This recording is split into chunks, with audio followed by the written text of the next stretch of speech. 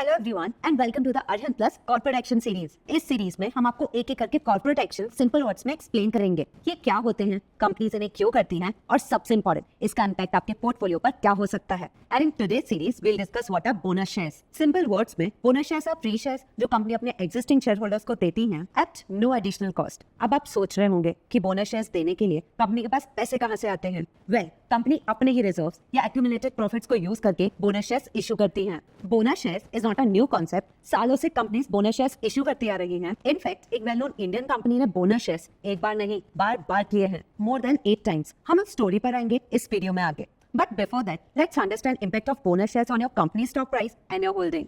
Bonus shares issue करने पर company के नंबर ऑफ शेयर्स इंक्रीज हो जाते हैं, बट इसका मार्केट कैप एक्जैक्टली सेम रहता है। स्टॉक स्प्लिट की वीडियो में देखा था। In the same way bonus shares भी कंपनी एक रेशियो में देती है, जैसे 1:2 और 1:5। फॉर एग्जाम्पल, अगर कोई कंपनी 1:2 का बोनस शेयर्स अनाउंस करती है तो इसका मतलब है कि against every 2 shares that you hold of the company you will get 1 free shares. तो बाद वाला नंबर आपकी ओरिजिनल होल्डिंग इंडिकेट करता है and the first number of ratio indicates आपको कितने बोनस शेयर्स मिलेंगे। तो अगर कंपनी ने 3:1 का बोनस शेयर अनाउंस करा तो इसका मतलब क्या हुआ? Yes, you guessed it right. अब आपको आपके हर एक शेयर के अगेन 3 शेयर्स बोनस में मिलेंगे, तो आपकी टोटल होल्डिंग हो जाती है 1 + 3 = 4 शेयर्स की। कंपनी के शेयर्स बोनस के बाद इंक्रीज हो जाते हैं, बट कंपनी का मार्केट कैप फिर भी सेम रहता है। एंड ये होने के लिए बोनस के टाइम कंपनी की शेयर प्राइस भी एडजस्ट हो जाती है। तो चलिए अब देखते हैं ये एडजस्टमेंट होता कैसे है। मान लीजिए आपके पास कंपनी एक्स के टोटल 1000 शेयर्स हैं और कंपनी का करंट स्टॉक प्राइस है 300 रुपीज, तो कंपनी की टोटल मार्केट कैप हो गई 3 लाख रुपीज की। अब कंपनी ने 1:2 का बोनस मतलब तो ओरिजिनल शेयर्स के बदले एक एडिशनल बोनस शेयर लिया, तो बोनस शेयर्स मिलेंगे 1000 डिवाइडेड बाय 2 यानी 500 एक्स्ट्रा शेयर्स। तो अब आपके पास हो गए 1000 + 500 यानी 1500 टोटल शेयर्स। लेकिन कंपनी की मार्केट कैप तो सेम रहनी चाहिए, 3 लाख रुपीज। तो नया शेयर प्राइस का क्या होगा? सिंपल है, 3 लाख डिवाइड करो 1500 शेयर से तो आता है 200 रुपीज पर शेयर। पहला था 1000 शेयर एट 300 रुपीज, वैल्यू थी 3 लाख। बाद में हुआ 1500 share eight 200 rupees, value is 3 lakh.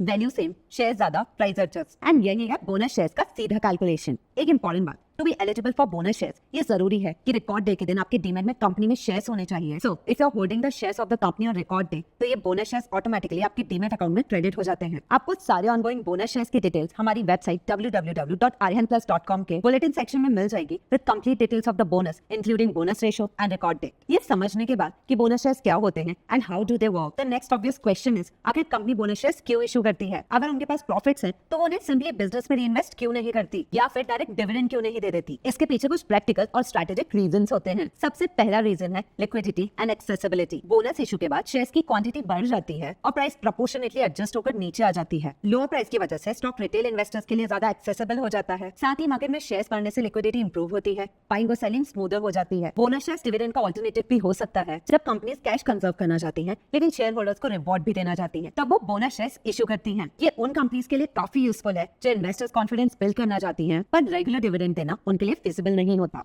इसके अलावा बोनस इशू एक स्ट्रॉन्ग सिग्नल भी होता है। ये दिखाता है कि कंपनी के पास सफिशिएंट रिजर्व है और मैनेजमेंट फ्यूचर ग्रोथ को लेकर कॉन्फिडेंट है। अब ये सब कंपनी के पर्सपेक्टिव से हुआ, तो चलिए अब देखते हैं हम जैसे इन्वेस्टर्स के लिए एक्चुअल एडवांटेज क्या है। नाउ द रियल क्वेश्चन, क्या बोनस इन्वेस्टर्स के लिए एक्चुअली फायदेमंद है? शॉर्ट टर्म में प्राइस एडजस्ट हो जाती है, वैल्यू सेम रहती है, कोई इंस्टेंट प्रॉफिट नहीं है। जो इन्वेस्टर्स सिर्फ बोनस अमाउंट देख के स्टॉक खरीदते हैं वो एक कॉमन और कॉस्टली मिस्टेक कर रहे होते हैं। लॉन्ग टर्म में ये स्टोरी अलग है। तो चलिए उस कंपनी की स्टोरी की बात करते हैं जिसका मेंशन हमने शुरुआत में किया था। वो कंपनी है इन्फोसिस। इन्फोसिस का एग्जांपल तो इंडिया में लेजेंडरी है। अगर किसी ने 1980 में इन्फोसिस के सिर्फ 100 शेयर्स खरीदे होते तो डेकेड्स के बोनस इश्यूज और स्प्लिट मिला के आज उनके पास लैक्स ऑफ शेयर्स होते। Infosys consistently strong profits generate कर रही थी, उसने टाइम के साथ लार्ज रिजर्व्स भी बिल्ड किए। अब जब कोई कंपनी स्टेज पर पहुंचती है तो उसके पास ब्रॉडली 3 चॉइसेस होती हैं, रीइन्वेस्ट एवरीथिंग, रिटर्न कैश और रीस्ट्रक्चर इट्स कैपिटल। इन्फोसिस ने तीनों अप्रोचेस को मिक्स करके यूज किया। उसने ग्रोथ में इन्वेस्ट भी किया, रेगुलर डिविडेंड्स भी दिए और बोनस शेयर्स को भी एक additional share holder reward tool की तरह यूज भी किया। और यहाँ एक न्यूएंस समझना बहुत जरूरी है। इसका मतलब ये था कि इन्फोसिस के पास अपॉर्चुनिटीज खत्म हो गई थी?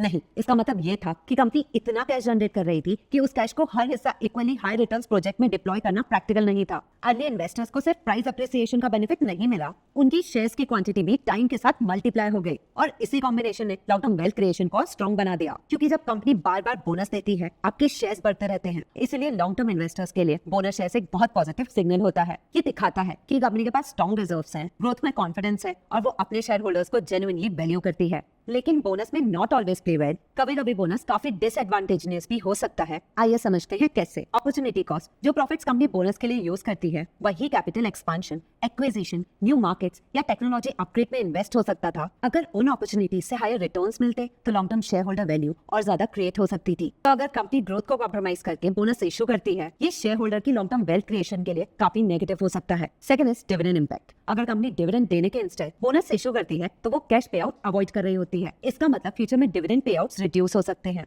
ये उन इन्वेस्टर्स के लिए प्रॉब्लम क्रिएट कर सकता है जो रेगुलर इनकम के लिए इन्वेस्ट करते हैं। फॉर एग्जांपल, कोल इंडिया जैसे स्टॉक्स में काफी लोग हाई डिविडेंड के लिए इन्वेस्ट करते हैं। अगर ऐसी कंपनी सडनली बोनस इशू करे और डिविडेंड्स कम कर दे तो इनकम फोकस्ड इन्वेस्टर्स डिसअपॉइंट हो सकते हैं। No real wealth gain. सबसे इंपॉर्टेंट, बोनस इशू से इमीडिएट फाइनेंशियल गेन नहीं होता। शेयर्स की क्वांटिटी बढ़ती है लेकिन प्राइस प्रोपोर्शनेटली एडजस्ट हो जाता है। नेट एक्साइटमेंट क्वांटिटी की होती है, वैल्यू की नहीं। अब आप सोच रहे होंगे कि ये स्टॉक स्प्लिट जैसा ही लग रहा है, तो ऑनेस्टली ऊपर से दोनों आउटकम काफी सिमिलर लगता है। दोनों केसेस में शेयर्स की क्वांटिटी बढ़ जाती है और total investment value immediate basis पर ऑलमोस्ट सेम रहती है। पर असली डिफरेंस मैकेनिक्स में है। स्टॉक स्प्लिट में कंपनी एग्जिस्टिंग शेयर्स को डिवाइड करती है। इस प्रोसेस में फेस वैल्यू रिड्यूस हो जाती है लेकिन कंपनी के रिजर्व्स पर कोई डायरेक्ट इंपैक्ट नहीं होता। तो इन्वेस्टर को बाहर से दोनों सिमिलर लग सकते हैं लेकिन अकाउंटिंग और बैलेंस शीट के लेवल पर दोनों अलग अलग कॉर्पोरेट एक्शंस हैं। अब आते हैं फाइनल टेक अवे पर। बोनस शेयर्स को फ्री वेल्थ समझना गलत है। रियलिटी में ये वैल्यू का क्रिएशन नहीं बल्कि वैल्यू का रीशफलिंग होता है। ये लिक्विडिटी इंप्रूव कर सकते हैं, ये कंपनी की फाइनेंशियल हेल्थ और कॉन्फिडेंस का सिग्नल दे सकते हैं और ये लॉन्ग टर्म इन्वेस्टर्स को रिवॉर्ड भी कर सकते हैं। लेकिन इनके बेसिस पर ही इन्वेस्टमेंट डिसीजन लेना सही अप्रोच नहीं है। बोनस सिर्फ एक सिग्नल है, पूरी स्टोरी नहीं। बोनस अनाउंसमेंट पे ब्लाइंड रिएक्शन मत कीजिए क्योंकि एंड में वेल्थ क्रिएट करती है कंपनी की रियल बिजनेस स्ट्रेंथ। आपके पास शेयर्स कितने हैं उससे ज्यादा इंपॉर्टेंट ये है कि आप जिस बिजनेस को होल्ड कर रहे हो वो बिजनेस कितना स्ट्रॉन्ग है। आई होप ये वीडियो के बाद आपको क्लियर हो गया what are bonus shares and its impact. अगर आपके पास इस टॉपिक से रिलेटेड कोई भी क्वेश्चंस है तो हमें कमेंट बॉक्स में शेयर जरूर कीजिए।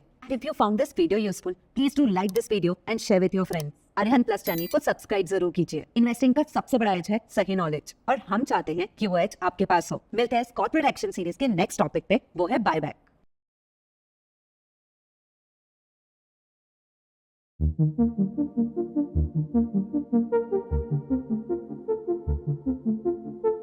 Thank you.